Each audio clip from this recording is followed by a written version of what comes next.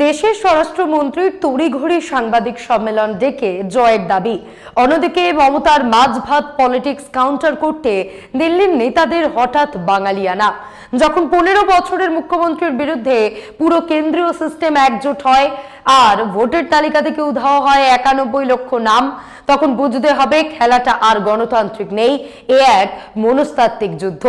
মাছের ঝোল আর ঝালমুড়ির আড়ালে কি তবে দিল্লির ঘাম ছুটছে, নাকি 3% ভোটের কারসাজিতে পতন হতে চলেছে বাংলার দুর্গের? আজকের এপিসোডে ফাঁস হবে রাজনীতির সেই সমস্ত বিস্ফোরক সমীকরণ যা হেডলাইনের বাইরেই থেকে যাচ্ছে।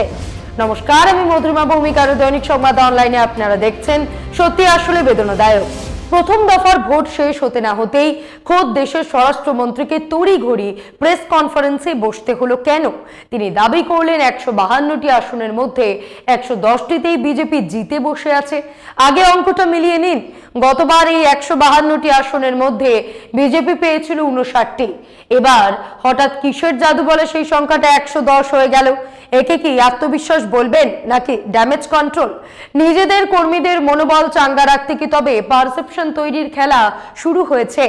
যখন কেউ জেতে তখন তাকে চিৎকার করে বলতে হয় না যে সে জিতেছে।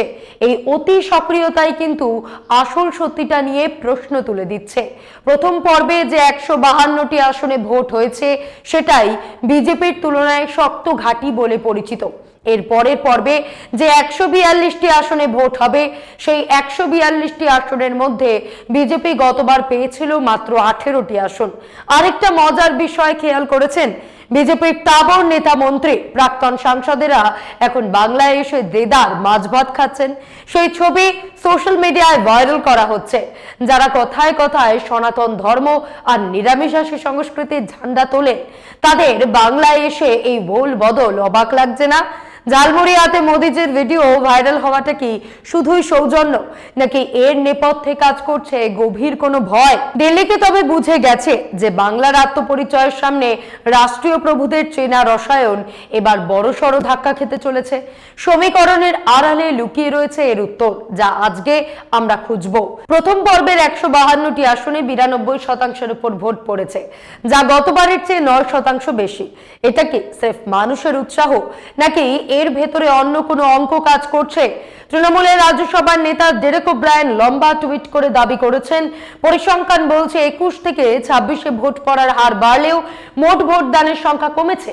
কারণ এসআইআর এর ফলে গতবারের থেকে এবার মোট ভোটার কম।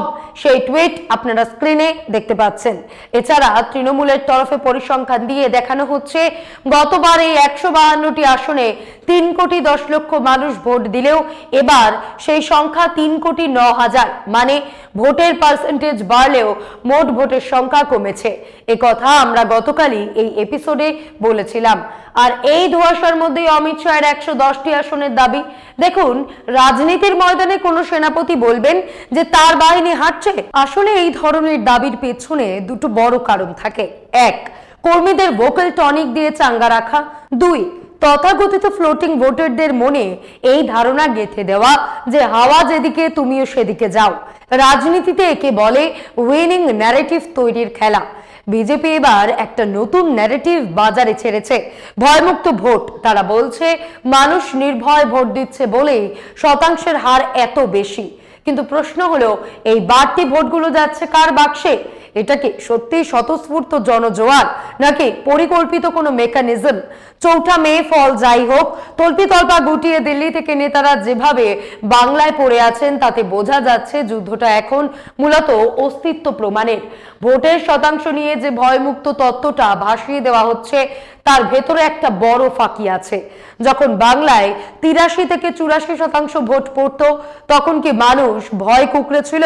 ভোটের পরিবেশে তো ভোট কমে যাওয়ার কথা, ঠিক যেমনটা আমরা কাশ্মীর বা উপদ্রুত এলাকায় দেখি। এই ভয়মুক্তি আসলে একটা সাজানো ন্যারেটিভ।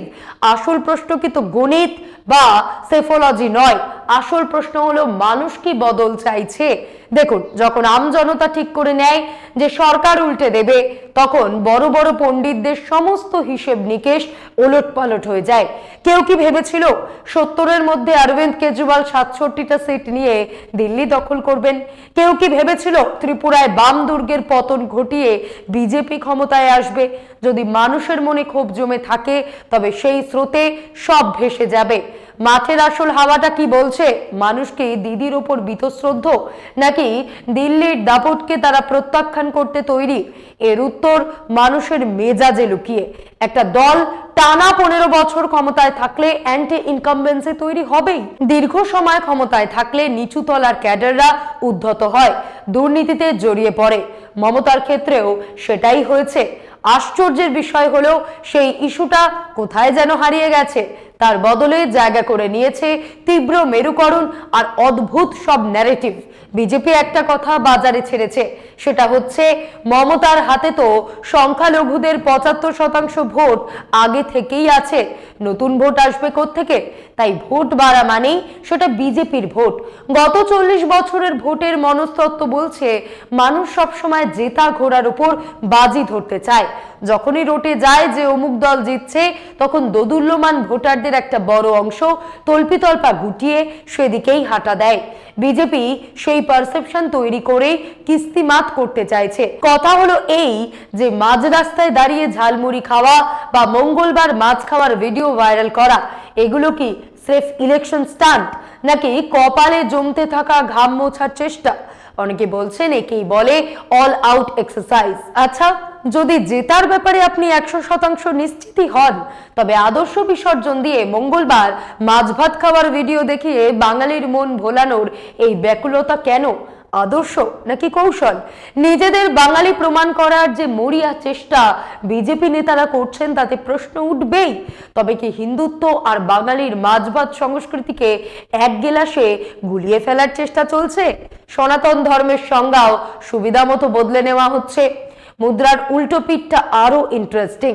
তৃণমূলের অন্দরমহলের যুক্তি, ভোট শতাংশ বাড়া মানেই দিদির পোয়া বাড়ো। তাদের যুক্তি হচ্ছে ভোটার তালিকা থেকে যে নামগুলো বাদ গিয়েছিল, এই বাড়তি ভোট সেই ঘাটতি মিটিয়ে দিয়েছে। তৃণমূলের আত্মবিশ্বাস এখন এতটাই তুঙ্গে যে তারা প্রকাশ্যেই বাজি ধরছে। বিজেপি 2021-এর পরিসংখ্যানও ছুঁতে পারবে না। ভোটের বাজারে একটা অদ্ভুত দ্বিচারিতা চোখে পড়ছে। যখন মধ্যপ্রদেশ বা হিন্দি বলয়ে মহিলারা সরকারি প্রকল্পের সুবিধা পেয়ে ভোট দেন, তখন আমরা বলি বিচক্ষণ রাজনীতি। কিন্তু বাংলার ক্ষেত্রে আমরা কেন সেই মহিলা ফ্যাক্টরকে খাটো করে দেখছি? এবারের হাই ভোল্টেজ ভোটেও মহিলারা পুরুষদের তুলনায় 2% বেশি ভোট দিয়েছেন। এই বাড়তি ভোটটা কার? তবে এবার সবচেয়ে বিস্ফোরক পয়েন্ট হলো বিজেপি প্লাস। মানুষ মরে যায় যাক, পরিযায়ী শ্রমিক দেশান্তরে ফুটপাতে পড়ে থাকুক, হোক প্রলয়, তবু সঠিক ভোটার তালিকা চাই।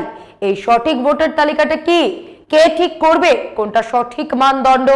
কে বলে দেবে যে অমুক লোক নাগরিক নয়, তাই ভোটাধিকার নেই?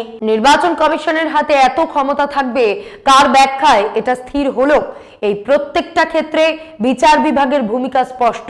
সংবিধানকে তুলে ধরার তীব্র মানসিকতা যে সাংবিধানিক চৈতন্যকে শেষ করে দিচ্ছে, কে সে কথা বিচার বিভাগকে বা শাসন বিভাগকে বোঝাবে? এইভাবে কেন্দ্রীয় তদন্তকারী সংস্থার কাজকর্ম নির্বাচনকে একটা যুদ্ধ বাতাবরণে রূপান্তরিত করা, যুক্তরাষ্ট্রীয় চরিত্রকে কোণঠাসা করা, এই সবই চলছে বৈধতার ছাপ লাগিয়ে। একটা পরিসংখ্যান দিই, 2019-এর লোকসভায় পশ্চিমবঙ্গে বিজেপি 40.7% ভোট পেয়েছিল। 2021-এর বিধানসভায় সেটা কমে দাঁড়ায় 38.7%। সেখানে তৃণমূলের ভোট ছিল 50%, মানে 12%-এর ব্যবধান। এসআইআরেও যে 91 লক্ষের নাম বাদ পড়েছে, সেটাও মোট ভোটারের ঠিক 12%। এটাই এবার বাংলার ভোটের ক্রাক্স, মানে নির্যাস। সেই স্ট্রাইকিং রেঞ্জের লক্ষ্যে খেলছে বিজেপি। লজিক্যাল ডিসক্রিপেন্সির মতন বিলকুল নতুন শব্দবন্ধ তৈরি করে প্রায় 91 লক্ষ ভোটারের নাম কর্তন করা আসলে সেই স্ট্রাইকিং রেঞ্জের একটি অন্যতম দিক। আরেকটা দিক হলো বাইরে থেকে ভোটার নিয়ে আসা। দিল্লি, মুম্বাই বা সুরাট থেকে ট্রেনে করে যে কাতারে কাতারে মানুষ ভোট দিতে বাংলায় ফিরছেন, সেই ভোট কার? এই বিজেপি প্লাস ফ্যাক্টরটা কিন্তু হিসেবে ধরতেই হবে। এত কিছুর পরেও লড়াই এবার শেয়ানে শেয়ানে। কেউ কাউকে 1 ইঞ্চি জমি ছেড়ে দিতে রাজি নয়। একদিকে বিজেপি যারা 365 দিনই ইলেকশন মোডে থাকে, আর অন্যদিকে তৃণমূল যাদের নেত্রী মমতা বন্দ্যোপাধ্যায় 24 ঘন্টা রাজনীতির পিচেই ব্যাটিং করেন। এই দুই নেভার সে ডাই মানসিকতার দলের টক্কর সত্যি দেখার মতো। মমতা বন্দ্যোপাধ্যায় কিন্তু এই লড়াইটাকে খুব সুকৌশলে একটা আবেগের জায়গায় নিয়ে গেছেন। তিনি প্রচার করেছেন, দেখো দিল্লির ইডি, সিবিআই, ইনকাম ট্যাক্স থেকে শুরু করে নির্বাচন কমিশন, পুরো সিস্টেম আজ বাংলার এক মেয়ের বিরুদ্ধে একজোট হয়েছে। অর্থাৎ তিনি নিজেকে ভিকটিম হিসেবে নয়, দিল্লির দাপটের বিরুদ্ধে রুখে দাঁড়ানো বাংলার লড়াকু প্রতিনিধি হিসেবে তুলে ধরেছেন। এই ন্যারেটিভটা বাংলার সেন্টিমেন্টে আঘাত করার জন্য মোক্ষম অস্ত্র। মমতা প্রথম যে কাজটা করেছেন তা হলো মুসলিম ভোট ব্যাংককে অটুট রাখা। তিনি জানেন কংগ্রেস বা বামেরা যদি এই ভোটে ভাগ বসাতে না পারে এবং সংখ্যালঘু ভোট যদি এক কাট্টা থাকে, তবে 100-র বেশি আসনে তিনি শুরুতেই অনেকটা এগিয়ে থাকবেন। ডেমোগ্রাফির এই সুবিধাটাই মমতার তুরুপের তাস। ঠিক সেই কারণেই বিজেপির ইকোসিস্টেম নানা যুক্তিতে বলে চলেছে যে এবার মুসলিম ভোট 3 থেকে 4 ভাগে ভাঙছেই। সরাসরি বলতে গেলে দুই পক্ষই এখন মনস্তাত্ত্বিক যুদ্ধে লিপ্ত। চৌঠা মের আগে কে কাকে কতটা বিভ্রান্ত করতে পারে, এখন খেলাটা তারই। মমতা লড়ছেন একার দমে, আর বিজেপি লড়ছে পুরো রাষ্ট্রযন্ত্রের জোরে। এই যে সিম্বলিক পলিটিক্স, মাছ খাওয়া, ঝালমুড়ি খাওয়া, এগুলো মোদিজির চিরকালীন স্টাইল। কিন্তু দিন শেষে ভোটার যখন ইভিএম এর সামনে দাঁড়াবে, তখন সে মাছের স্বাদ মনে রাখবে না, মনে রাখবে কার ব্যক্তিত্ব তাকে বেশি ভরসা দিচ্ছে। একদিকে বাংলার মেয়ে, অন্যদিকে দিল্লির গ্যারান্টি। এই মনস্তাত্ত্বিক টানাপোড়েনেই আটকে রয়েছে 2026-এর ভাগ্য। সুযোগ বুঝে বাজি জেতায় নরেন্দ্র মোদী ওস্তাদ। বিহার নির্বাচনের আগে যেমন লিট্টি চোখা খেয়েছিলেন, বাংলায় এসে তেমনই ঝালমুড়ি। এটা স্রেফ খাওয়া নয়, এটা হলো অপরচুনিটি সিজ করা। মোদি ব্র্যান্ডের কেল্লা দাঁড়িয়ে রয়েছে 3টে স্তম্ভের ওপর: বিনামূল্যে রেশন, কেন্দ্রীয় প্রকল্পের টাকা এবং ঝকঝকে রাস্তাঘাট। বিজেপির কাছে প্রত্যেক সুবিধাভোগীর ফোন নম্বর আছে, ডেটা আছে। তাদের ক্যাডাররা সরাসরি মানুষের কানে গিয়ে পৌঁছে দিচ্ছে এই সুবিধা মোদি দিয়েছেন। বিজেপির একটা গুণ মানতেই হবে, জয়ের ব্যাপারে নিশ্চিত হোক বা না হোক, তারা শেষ রক্তবিন্দু পর্যন্ত লড়ে। কোনো একটা ছোট্ট অস্ত্রকেও তারা অবহেলা করে না।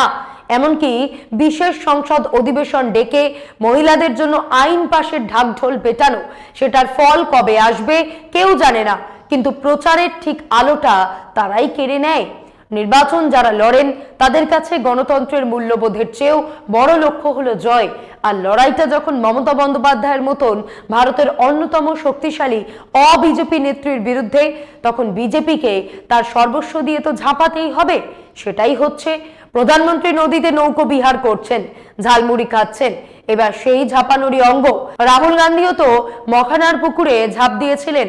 এগুলো আসলে ভোটারদের সঙ্গে কানেক্ট করার এক একটা রাজনৈতিক টোটকা। একে কপালে ভাঁজ বা দুশ্চিন্তা না বলে অল আউট এক্সারসাইজ বলাই ভালো। এবার আসি দ্বিতীয় দফার এই 142টি আসনে। এই 142টি আসনের মধ্যে বিজেপি জিতেছিল মাত্র 18টি আসন, অন্যদিকে তৃণমূল জিতেছিল 123টি আসনে। এই পাহাড় প্রমাণ ব্যবধান ঘোচানো কি চারটিখানি কথা? তবে বিজেপি কৌশলে একটা বড় ভুল করছে না তো? অনেক রাজনৈতিক বিশেষজ্ঞ মনে করছেন লড়াইটা যদি মমতার বদলে অভিষেক বন্দ্যোপাধ্যায়ের দিকে ঘুরিয়ে দেওয়া যেত, তবে হয়তো অন্য ফল হতো। কারণ মমতা মানেই সেই সাদাসিধে লড়াকু ভাবমূর্তি, যা সাধারণ মানুষের হৃদয়ে গাথা। অভিষেক সেখানে অনেক বেশি কর্পোরেট, অনেক বেশি আধুনিক। তৃণমূলের ভেতরে এখন এক নীরব পালা বদলের প্রস্তুতি চলছে। ঠিক যেভাবে মুলায়ম সিং যাদব থেকে অখিলেশ যাদবের হাতে ক্ষমতা গিয়েছিল, এই নির্বাচনের পর মমতা জিতলে হয়তো সেই একই চিত্রনাট্যের পুনরাবৃত্তি হতে পারে। কারণ এবার মমতা জিতে গেলে 29 লোকসভায় তিনিই হবেন মোদির বিরুদ্ধে বিরোধীদের সেরা বাজি। সেই ক্ষেত্রে নবান্নে মমতার শূন্য আসনে অভিষেকের অভিষেক হতেও পারে। আর এখানেই বিজেপির সুযোগ ছিল অভিষেকের সেই অমমতা সুলভ ভাবমূর্তিকে হাতিয়ার করা। কিন্তু বিজেপি আজও মমতার ছায়ার সঙ্গেই লড়াই করে চলেছে।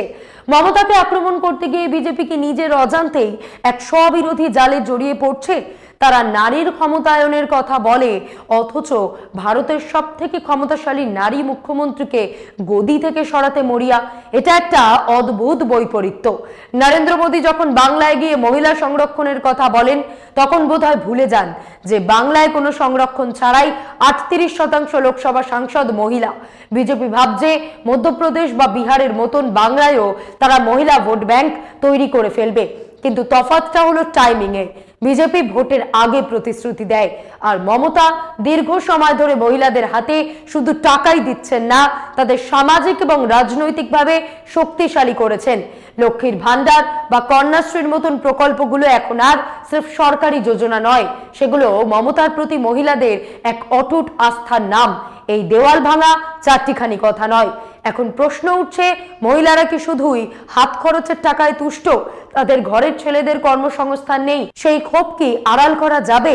এই থিওরি যদি কাজ করত, তবে বিহার বা ঝাড়খণ্ডেও তো এর প্রভাব পড়তো, সেখানে তো পড়েনি। আরেকটা মজার তথ্য দিই, যারা ভাবছেন ভিন রাজ্য থেকে ট্রেন ভরে মানুষ ভোট দিতে ফিরছে বলেই বিজেপির পাল্লা ভারী হবে, তাদের জন্য একটা রিয়েলিটি চেক। সেই 10 জন ভোটারের মধ্যে অন্তত 6 জন কিন্তু মমতারই সমর্থক হওয়ার সম্ভাবনা বেশি। পরিযায়ী শ্রমিক বা বাইরে কাজ করতে যাওয়া মানুষগুলো যখন বাড়ি ফেরে, তারা শুধু ভোট দিতে ফেরে না, তারা ফেরে দিদির দেওয়া সামাজিক সুরক্ষার টানে। আরেকটা বিষয়, তৃণমূলের বুথ ম্যানেজমেন্ট। আমরা সচরাচর বিজেপির ইলেকশন মেশিনারি নিয়ে মুগ্ধ থাকি, কিন্তু বাংলায় মমতা বন্দ্যোপাধ্যায় ঠিক একই কৌশলে বিজেপিকে টেক্কা দিচ্ছেন। ট্রেনের ভিড় নিয়ে যে মাতামাতি হচ্ছে, সেখানেও লুকিয়ে আছে এক গভীর মনস্তাত্ত্বিক চাল। মমতা তার ভোটারদের মনে এই ভয়টা গেঁথে দিতে পেরেছেন যে এবার ভোট দিতে না এলে তোমার নাম কাটা যাবে, বাংলার সাথে তোমার যোগসূত্র ছিঁড়ে যাবে। ফল, সুরাট থেকে নয়ডা, দিল্লি থেকে গুরগাঁও, সব জায়গার বাঙালি শ্রমিকরা এখন বাড়ির পথে। আর এই পরিযায়ী ভোটারদের বড় অংশই কিন্তু দিদির ঢাল হয়ে দাঁড়াতে পারেন। হরিয়ানা, মহারাষ্ট্র বা বিহারের ভোট আমাদের শিখিয়েছে যে টিভির পর্দায় বসে আমরা যা দেখি বা যা বিশ্লেষণ করি, মাটির গভীরের সত্যিটা তার চেয়ে অনেক আলাদা হতে পারে। কারণ শেষ কথা বলে ওই ইভিএম এর বোতাম। মনে রাখবেন, মাছের কাঁটা যেমন গলায় বিঁধলে যন্ত্রণা দেয়, সাধারণ মানুষের অবহেলিত রায়ও কিন্তু একদিন ক্ষমতার গদি উল্টে দেওয়ার ক্ষমতা রাখে। আপনার রায় কি স্রেফ একটি বোতাম টেপা, নাকি কোনো বড় পরিবর্তনের ইশারা? ভেবে দেখবেন। আজ এই পর্যন্তই। এমন আরো বিষয় জানতে অবশ্যই সাবস্ক্রাইব করুন, লাইক, কমেন্ট ও শেয়ার করুন। দেখতে থাকুন দৈনিক সংবাদ, শুধু নামই যথেষ্ট।